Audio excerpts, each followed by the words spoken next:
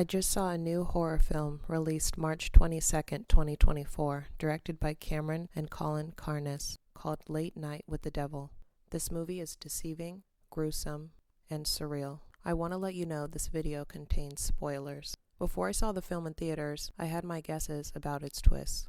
He's crazy, or he has split personality. This guy looks jolly in the face, but is the devil running the whole show. This woman was right to warn him about the dangers of having this girl on the show, etc. I was right about some things, and wrong on others. What I can say is, I am pleasantly surprised with the horror we are getting so far in 2024. And if it's something you were contemplating, you need to go see Late Night with the Devil. Let me tell you why.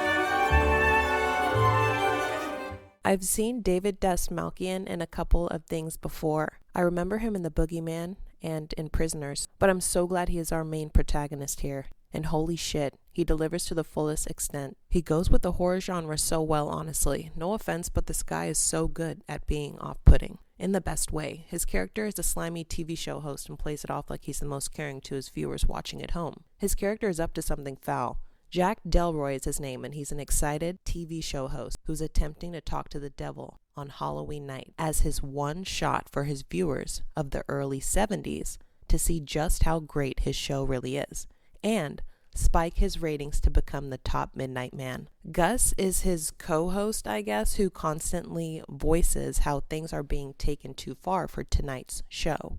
Jack is acting ignorant when it comes to the situation. That's another thing that works 100% for this character. Jack is constantly being shown different perspectives of the situation through his conversations with the co-stars and the co-workers, but he ignores the information that doesn't have to do with increasing his fame. He only cares about his ratings and signing on with the top dog in the business. It appears Jack eventually becomes skeptical enough of what's going on to ask questions, like why did that demon sound like my wife at that last part? But he isn't inquisitive or fearful enough, such as Gus, to actually want to stop the show.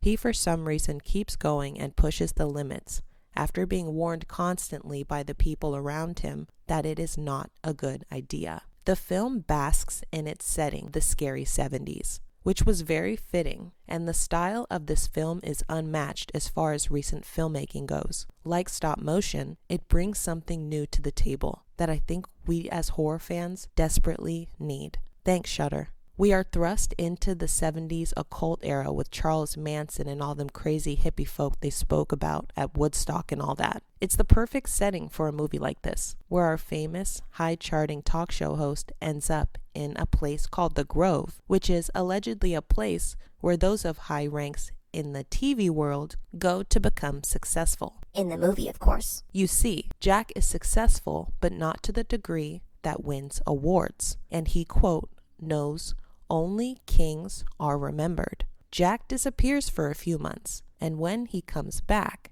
he is basically within one shot of winning it all back and then some. This results in a series of acts coming onto his talk show, each act having something to do with the other side. In Late Night with the Devil, Jack's price for riches comes in the form of his own wife.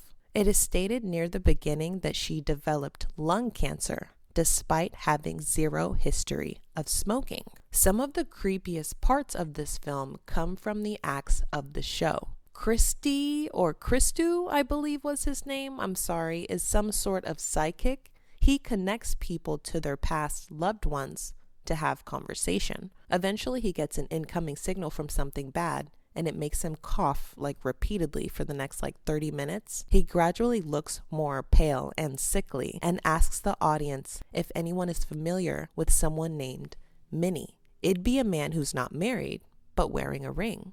It is later reported that he dies coughing his lungs out in the ambulance. Ingrid Torelli, who plays Lily, is the special guest that is the survivor of a mass suicide. She was raised in a cult, and after they burned their own house down in a symbol of defiance, Lily somehow survived and ended up in the care of June, her psychologist, and also Jack's new lover. Lily and June come on the show as a paired act, and it is soon apparent that Lily may have survived the fire due to a demon inside her. It speaks to everyone, and even the funny know-it-all skeptic who comes on the show is unable to explain the happenings. At one point, the demon makes its voice sound like Jack's dead wife Madeline, who he called Minnie. The camera work in this movie is also phenomenal. I will admit, I can watch the same movie over and over again, but it's just something we have not seen, at least not lately. It's also in color when we watch through the rolling talk show set camera, glitching each and every time a paranormal entity was on set with everyone.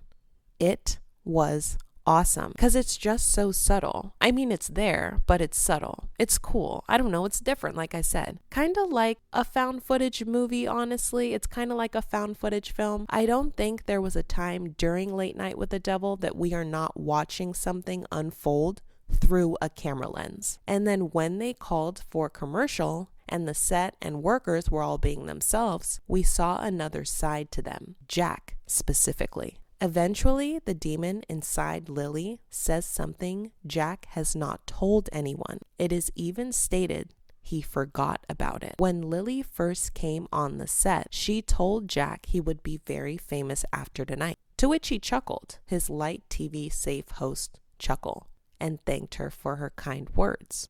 But Jack would actually become famous due to a way more shocking reason than he is expecting. After a blue spark alien-like glitch comes flying in from above and flips this wholesome demonic-ass television set on its head, Lily's demonic voice comes back and she goes full-blown whatever this is. It is revealed through a series of flashbacks that Jack gave up his wife to the Grove Evil Owl Clan people in order to become the #1 midnight man on television. He went to the Grove, had a meeting with the owl, drank some stuff, while in a trance, which is suggested brings up acts we wouldn't normally do, brought up when the skeptic guy hypnotizes Gus, Jack remembers when he had to say goodbye to Madeline, his ex-wife, who he sold for fame. She begs him to put her out of her misery with the knife on the nightstand. He does so fighting through tears and stabs her in the stomach. #1 spot secured, right? Complete with the laughing audience and top-notch guest stars. But then the flashback ends and we are back on the show with our guest stars all brutally dead, murdered at the hands of Jack himself, right on national television. If I'm not remembering this wrong, I'm pretty sure the evil Lily girl may have killed some people too, but maybe that was just in his flashback when she was just possessed, because when he snaps back, Lily is also dead, because when he stabbed his wife in the flashback, he stabs Lily on set. And he snaps back and she's dead along with everyone else. And he's like, whoa, what the heck? Anyway, and the Night Owl talk show goes on and on and on forever and ever and ever and ever. You guys, I loved Late Night with the Devil. Very refreshing. That's the word we'll use for this one. And I'm giving it like a 9.5 out of 10. Everything goes by really slow, but really fast at the same time. What is on screen is all important and will be called back to in a creative way later. It also was kind of giving Nope, but with a little brunette girl and the devil instead of a chimpanzee. The movie is not sloppy or something that tries to hold your hand throughout. You really are just on this ride, watching the show as a part of this audience. I love how they say how the public adores how madly in love and perfect this Hollywood-esque relationship is in the beginning, but behind closed doors, the pair are more than a little rocky. I mean, he had his wife sold for fame. It doesn't get any lower. I like how the film unravels at the end and pulls the cloth from under us to show us what's really going on. At one point, after Jack realizes the truth in what he has done and the hell he cannot escape now, he yells at the camera for the viewers at home to turn off their TVs. But of course, everyone on set just keeps laughing over him. They will always be louder. They will always be louder than Jack and playing their part.